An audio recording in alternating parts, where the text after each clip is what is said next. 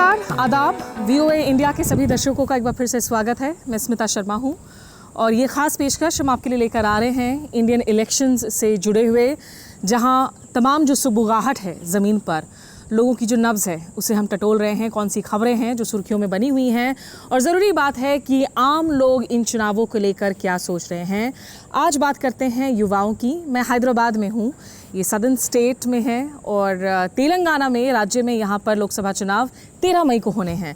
तो 17 सीटें हैं लोकसभा की। तेलंगाना जो पहले आंध्र प्रदेश का हिस्सा था और वहाँ से कार्व आउट हुआ। और सदर्न स्टेट्स में अगर आप देखें, इस वक्त बीजेपी का खाता ज़्यादा नहीं खुला हुआ है। कोशिशें हैं बीजेपी की लगातार कि किसी तरीके से कमल का फूल खिल सके। 5 सदर्न स्टेट्स हैं इंडिया में और इनमें जो लोकसभा सीटें हैं, तमिलनाडु में there are 39 सीट्स। आप अगर आंध्र प्रदेश की बात करें तो उनमें 25 सीट्स है और तेलंगाना में, जहाँ पर हम हैं इस वक्त हैदराबाद में, यहाँ पर कुल मिलाकर 17 सीटें हैं। ये गीतम यूनिवर्सिटी में Kautilya school of public policy में हूँ मैं और यहाँ कुछ स्टूडेंट्स के साथ बात करती हूँ। उनके साथ प्रतीक, आप तो तेलंगाना से ही हैं, आप हैदराबाद में ही बॉर्न एंड ब्रॉट अप हैं। Yes, born and brought up. आप बताइए कि इन इलेक्शंस को लेकर इस वक्त एक तो क्या लोगों में एंथुजियाज्म नज़र आ रहा है, खास करके जो आप जैसे युवा हैं, क्या कोई एक्साइटमेंट है इलेक्शंस को लेकर, या एक तो बहुत गर्मी है और ज़्यादा एक्साइटमेंट भी नहीं है? I think heat का issue definitely है, but one thing I've observed is youth में now that political understanding is a little more. वो लोग they want to get involved in the political process. So even if you check out Instagram, YouTube, etc., there's a lot of talk on what will happen in politics. Meme के नीचे भी कि politics में क्या होगा, किसके लिए vote डालना चाहिए, वो and all of that. So I really see the youth is more interested in politics now than we've been before. लेकिन जब आप कहते हैं इंटरेस्टेड हैं, क्या अवेयरनेस भी है? क्या इन इलेक्शंस में लोग कैंडिडेट्स को देख रहे हैं, ये समझने की कोशिश कर रहे हैं कि आखिर मैनिफेस्टो में क्या प्रोमिसेस हैं, या ये election mister Narendra Modi versus who के तौर पर लड़ा जा रहा है?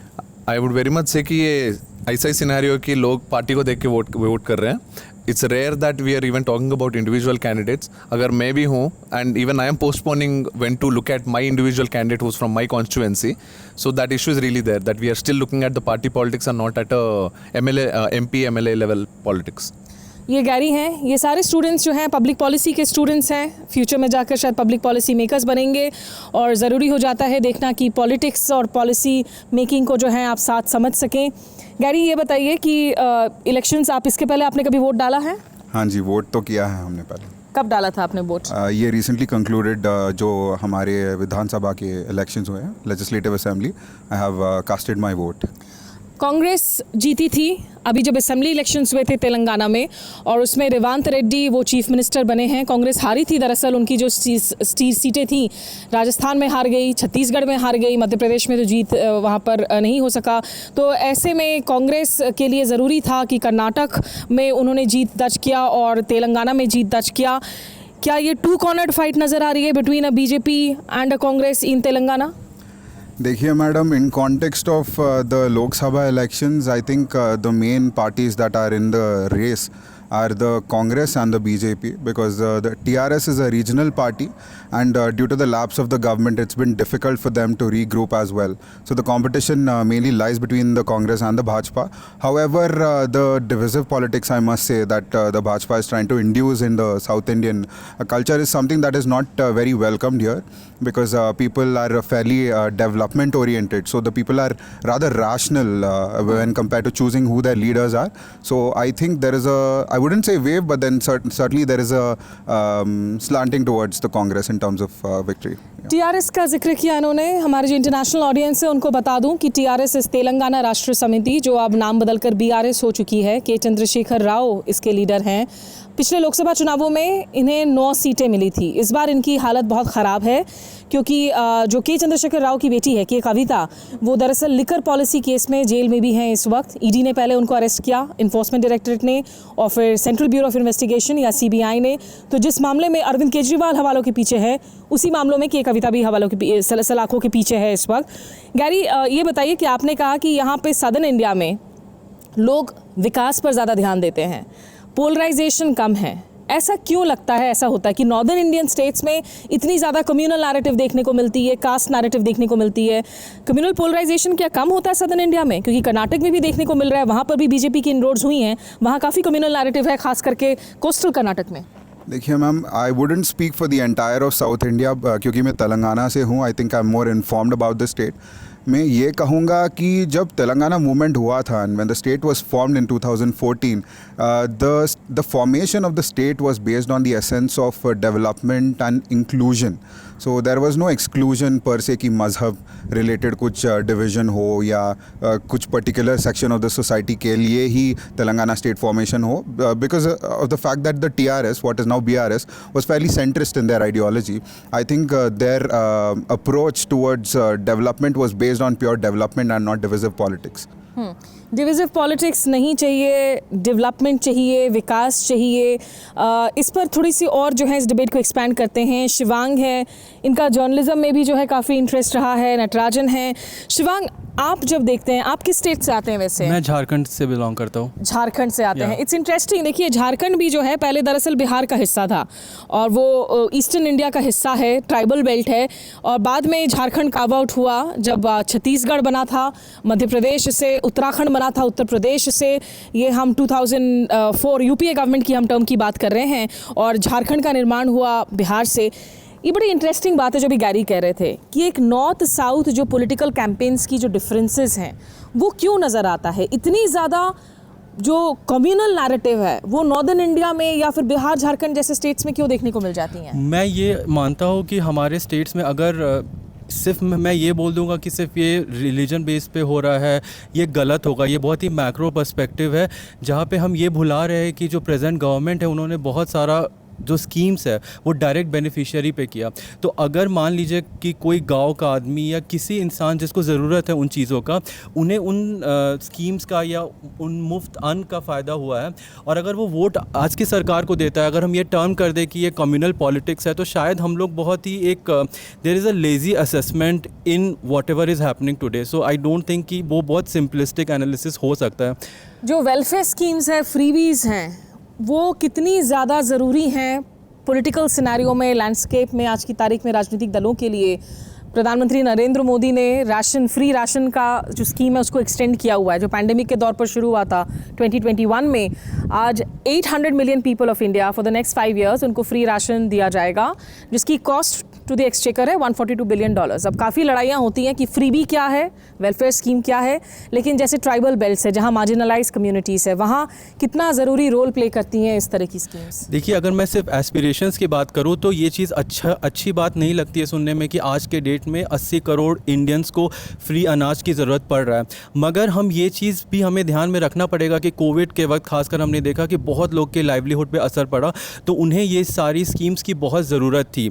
अभी डिस्कशन ये होना चाहिए कि अब हमें इस सिचुएशन से आगे कैसे बढ़ना है. लेकिन मैं ज़रूर मानता हूँ कि कुछ इलाके झारखंड में ऐसे हैं या उड़ीसा में ऐसे है या यूपी में ऐसे है जहाँ पे अभी भी जो जनता है उन्हें इन सारी चीज़ों की अन्न की ज़रूरत है. नटराज, आप कौन से स्टेट को बिलोंग करते हैं? हम हैदराबाद के हैं. आप हैदराबाद के ही हैं जी. यहाँ ये बताइए कि एक यूजुअल जो परसेप्शन है कि southern Indian states development indices पर बेटर हैं, एजुकेशन इंडाइसेस पर, विकास के इंडाइसेस पर, और यहाँ की पॉलिटिक्स अलग है. नॉर्दर्न इंडियन स्टेट्स के मुकाबले आपको क्या लगता है कि सबसे डिफरेंट बात क्या है सदर्न इंडियन पॉलिटिक्स की?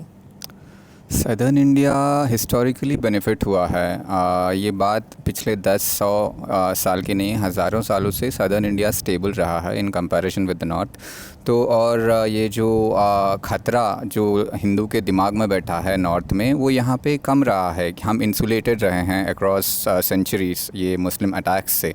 यहाँ पे कोई लिव मेमोरी हिस्टोरिकली नहीं रहने से एंड स्टेबिलिटी के रहने के कारण and better education historic time से, ब्रिटिश इंडिया के टाइम से रहने के कारण आई थिंक उसका बेनिफिशियरी रहा है southern Indian society.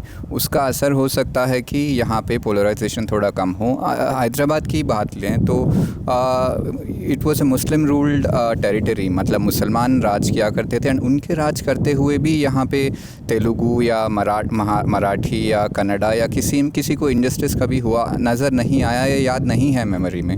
So I think that is a very important part in understanding the embedded mental models यहाँ के लोगों के दिमाग में, विच इज़ थोड़ा सा इम्यून टू पोलराइजेशन. ऐसा लेकिन हैदराबाद से याद हो कि जो यहाँ के सबसे बड़े नामों में शुमार हैं वो है असाउद्दीन ओवैसी का, और AIMIM जो उनकी पार्टी है लगातार यहाँ पर अब कई सालों से जीत दर्ज कर रही हैं। मैक्सिमम सीटें खास करके हैदराबाद की जो 7 सीटें हैं 17 में से टोटल तेलंगाना की, उसमें AIMIM को जीत दर्ज होती है। इस बार BJP का टाई अप हुआ है एक regional party Telugu Desam party के साथ, जो चंद्रबाबू नायडू की पार्टी थी। एक ज़माना था अटल बिहारी वाजपेयी के दौर में भी जब चंद्रबाबू नायडू दरअसल NDA का ही हिस्सा हुआ करते थे, फिर दूरियां आईं, वो जेल गए, जेल से निकले, इस बार हाथ थामा है। ये जो BJP और TDP का टाई अप हुआ है, इससे कितना फ़ायदा मिल रहा है इनको? चंद्रबाबू नायडू को या बीजेपी को? दोनों को ही। अभी तो आंध्र प्रदेश के पॉलिटिक्स बहुत ही डीप लेवल पे कास्ट बेस्ड इक्वेशंस पे और पर्सनालिटी कल्ट्स पे चल रहे हैं। तो इस बार का सिचुएशन हम ठीक से पढ़ नहीं पा रहे, लेकिन पिछली जब जैसे आप कहे थे कि वाजपेयी जी के सरकार के वक्त दोनों को काफ़ी फ़ायदा मिला है। चंद्रबाबू तब आंध्र प्रदेश एक हिस्सा हुआ करता था एंड आंध्रा को सेंट्रल स्कीम्स के कई बेनिफिट्स मिले थे एंड यहाँ के बहुत अच्छे MPs थे, गजपति राजू जो एविएशन मिनिस्टर थे। सो आई थिंक तब दोनों को म्यूचुअल बेनिफिट्स मिले थे। बट इस बार क्या होगा, आई मीन कंसिडरिंग पिछला नायडू और मोदी एक ज़माने में नायडू PM कंटेंडर रहा करते थे, तो अभी I am really doubtful considering जो इनका रीसेंट हिस्ट्री रहा है BJP और TDP का। But I think it is all about politics makes for strange bedfellows जैसे कहते हैं। So and also there are no permanent friends, no permanent in fact enemies. आपको लग रहा है ये BJP TDP की जो टाई अप हुई है ये फ़ायदेमंद होगा? क्या इससे कांग्रेस को मुकाबला है, खास करके क्योंकि असेंबली इलेक्शन में तो कांग्रेस को जीत मिली है, लेकिन लोकसभा में नुकसान पहुंच सकता है because they are fighting against BJP and TDP? I think especially ये कहाँ help होता है कि is that most of the MPs or MLAs that are there in the BRS have been the people who have shifted from the TDP. In fact, our current Chief Minister Revanth Reddy ji, he is from the TDP originally. So I think that sentiment वो क्या करेगा ना, votes को split definitely करेगा. So I think that is even the strategy that they want to play at to at least, if not win, at least play the spoil sport. I think vote splitting is their political tactic at this point. काफ़ी सारे ऐसे law makers हैं जो BRS से दूसरी पार्टियों में shift हो गए, जहां BRS जो है सत्ता से निकल गई, सत्ता पर काबिज नहीं रही। ये जो टर्न कोट पॉलिटिशियंस हैं गैरी, आप जैसे जो यंग लोग हैं, और ये सिर्फ TDP या BRS का मामला नहीं है, ऑल इंडिया लेवल पर लगातार देख रहे हैं हम, आज BJP में एक के बाद एक वो नेता घुस रहे हैं जो कांग्रेस का हिस्सा थे। तो लग रहा है कि BJP का कांग्रेसीकरण हो गया है। ये वोटर्स की माइंड पर असर नहीं पड़ रहा है क्या, कि ये बंदे को कल मैं उसकी आइडियोलॉजी के लिए वोट दे रही थी, आज वो उसी पार्टी में चला गया जिसकी आइडियोलॉजी के मैं खिलाफ थी? हाँ जी मैडम, आपने जो बोला है इज़ एब्सोल्युटली 100% ट्रू। बहुत दुख भरी दास्तां है ये।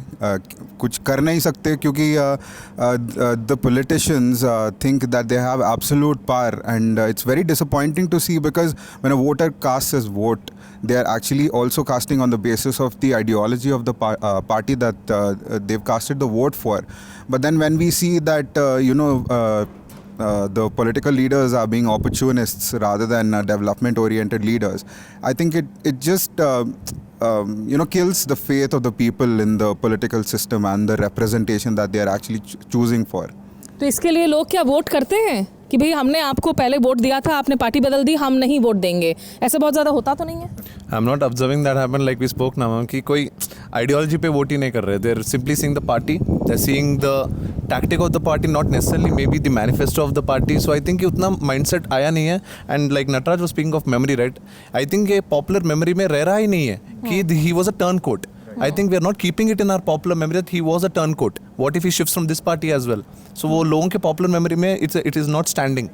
और एक बड़ी आफत की बात है हमारे यहाँ ना, जब लोग बदल कर किसी और पार्टी में आ जाते हैं, किसी पार्टी को तोड़ दिया जाता है, तो यहाँ जो मीडिया वाले हैं वो अलग ही गुणगान करते हैं। वो कहते हैं अरे ये तो चाणक्य नीति है, ये हाई स्ट्रैटेजी है, जो राजनीति में मोरालिटी की बात है वो ख़त्म है। As a youngster, what kind of behavior do you expect from your lawmakers? कि किस तरह से बिहेव करना चाहिए, क्या एक्सपेक्टेशंस हैं कि जो कैंडिडेट्स हैं वो किस तरह का काम करें? इतने सारे आप पॉलिटिक्स इतने सारे साल देखने के बाद एक्सपेक्टेशंस तो बहुत कम ही रहे हैं हमारे लीडर्स से।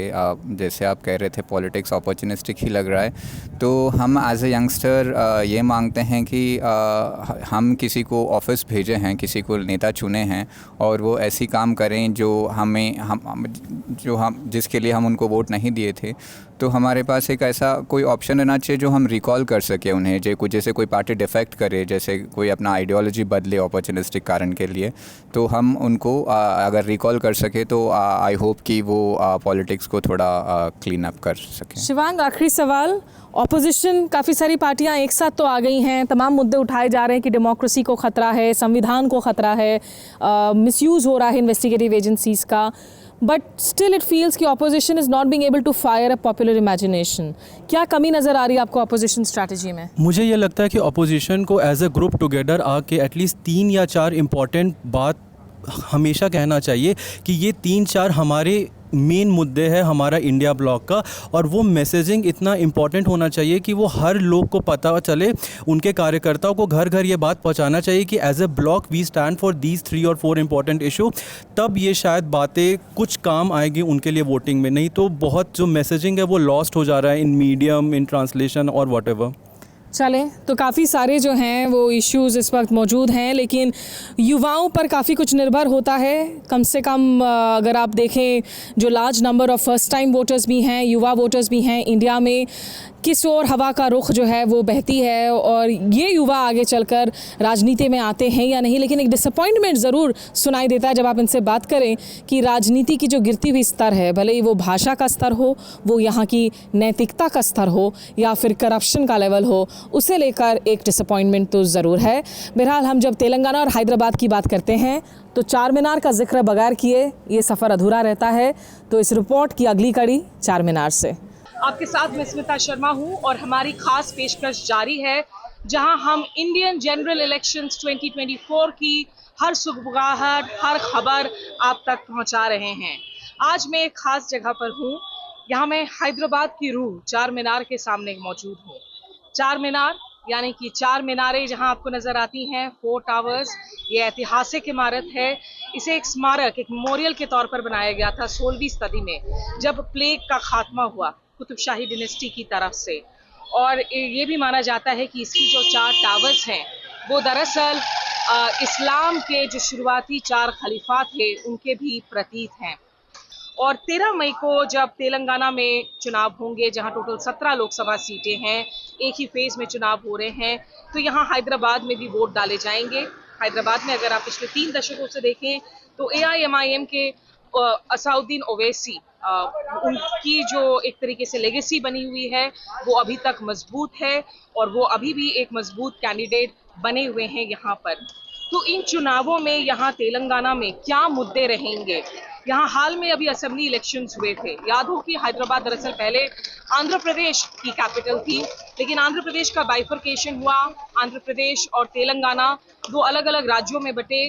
तो अब हैदराबाद वो तेलंगाना की राजधानी है, और यहाँ पर चार मीनार बिल्कुल इसके दिल में जो बसा हुआ है। ऐसे में कुछ लोगों से हम जानने की कोशिश करते हैं कि इन चुनावों में आखिर क्या है उनकी चिंताएं, कौन से मुद्दे हैं जिनके आधार पर वो वोट डालेंगे। आपको यहाँ पर हम हैदराबाद में, जहाँ इस शहर को इसकी बिरयानी और इसकी मोतियों के लिए, पर्ल्स के लिए जाना जाता है, तो अगर आप हैदराबाद में आते हैं, यहाँ की बिरयानी का मजा नहीं लेते हैं, स्वाद नहीं उठाते हैं, तो निश्चित रूप से आपका ये ट्रिप अधूरा होता है। और अगर चार मीनार नहीं आए तो फिर हैदराबाद आपने क्या ही देखा। तो यहाँ की कुछ झलकियां भी देखिए और यहाँ के लोगों की आवाजें भी सुनिए आप इस खास पेशकश में। इस बार MIM 7वीं मर्तबा MP जीतेंगी इंशाल्लाह। अभी कुछ दिनों पहले जो स्टेट इलेक्शंस हुए थे उसमें कांग्रेस की जीत हुई है, लेकिन ये जो हैदराबाद की सीट है वो लगातार AIMIM ही जीत रही होती है, भले ही वो स्टेट इलेक्शंस हो या लोकसभा इलेक्शंस हो। आपने अभी तक वोट डाला है? जी हाँ। ये इस बार लोकसभा चुनाव में जी ओवैसी साहब जीतेंगे? जी बिल्कुल। क्यों? पब्लिक का प्यार है उनके पास। पब्लिक का प्यार? जी हाँ। क्यों है, क्या वजह है कि इतना लगातार वो काम जीतते अच्छे हैं? करते हो। जी हो, अगर कुछ ऐसा प्रॉब्लम हो आप कॉल करते, कॉल उठाते हैं। जी हो।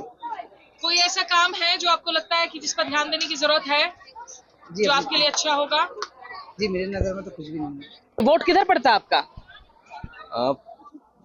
MIM ही होता है। ओवैसी साहब ऐसा क्या काम करते हैं जो आपको पसंद आता है? बहुत काम करते, प्रॉब्लम सॉल्व करते असद साहब। अच्छा, वहाँ भी करते, यहाँ भी करते, हर जगह काम अच्छा करते। लोकसभा चुनावों में क्या कांग्रेस को जो है ये सीटें हासिल हो पाएंगी या नहीं? 2019 में तो कांग्रेस को 52 सीटें हासिल हुई थी। अभी उनके पास पैसों की भी कमी है, प्लस मीडिया उनकी खबरों को नहीं दिखाता है। तो ऐसे में आपको लगता है कि कांग्रेस लड़ पाएगी, ठीक से मुकाबला कर पाएगी? इंशाल्लाह कांग्रेस के पास पैसा रहो मत रहो, कांग्रेस का जो जज्बा है वो हिंदू मुस्लिम से है। हिंदू भाई भी इस बार कांग्रेस का साथ देंगे, मुसलमान भी कांग्रेस का साथ देंगे। बीजेपी कोई खराब पार्टी नहीं है, बीजेपी अच्छे, मोदी जी भी बेस्ट नेता है। इस बार कांग्रेस 100% कांग्रेस की आने के चांसेस इसलिए है, राहुल गांधी जी जो पैदल यात्रा जो कर रहे हैं ना, वो बहुत बेस्ट कर रहे हैं। सबका साथ सबका विकास जो बता रहे हैं वो करके बता रहे हैं। जिन लोगों ने जो है ना बहुत अच्छी सी बातें की हैं यहाँ पर। बहरहाल ये चार मीनार की तस्वीरों को हमने आप तक पहुँचाया है और चुनाव की जो भी हलचल है वो वीओ इंडिया की इस खास पेशकश में आप लगातार देख सकते हैं। आज के लिए बस इतना ही। नमस्कार, आदाब, थैंक यू सो मच।